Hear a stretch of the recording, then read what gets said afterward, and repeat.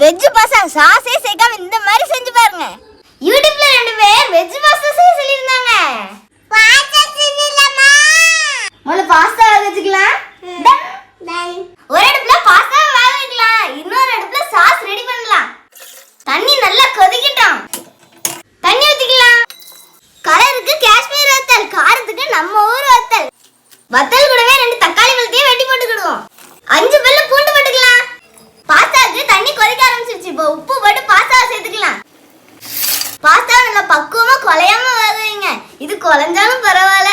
Pasta எடுத்துட்டு இதை வடிகட்டி தனியா எடுத்து வச்சுக்கலாம். பாருங்க பாஸ்தா நல்லா வடிகட்டி எடுத்துக்கிட்டோம். சாஸ்க்கு தக்காளியும் நல்லா வெந்திருக்கு. இப்போ இதை ஆஃப் பண்ணிட்டு ஆற வச்சு அரைச்சு எடுத்துக்கலாம்.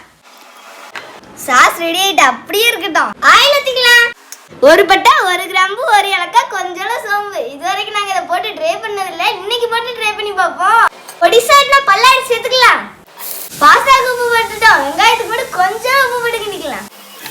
வெங்காயம் வதங்கிடுச்சு. இப்போ இஞ்சி பூண்டு பேஸ்ட் சேர்த்துக்கலாம். இஞ்சி பூண்டோட பச்சை ஸ்மெல் போயிடுச்சு. இப்போ அரைச்சு வச்சு சாஸ் சேர்த்துக்கலாம். இதையும் கழுவி ஊற்றிக்கிடுவோம். பாருங்க கொதிக்க ஆரம்பிச்சிருச்சு. இப்போ சிக்கன் மசாலா, கரம் மசாலா போட்டுக்கலாம்.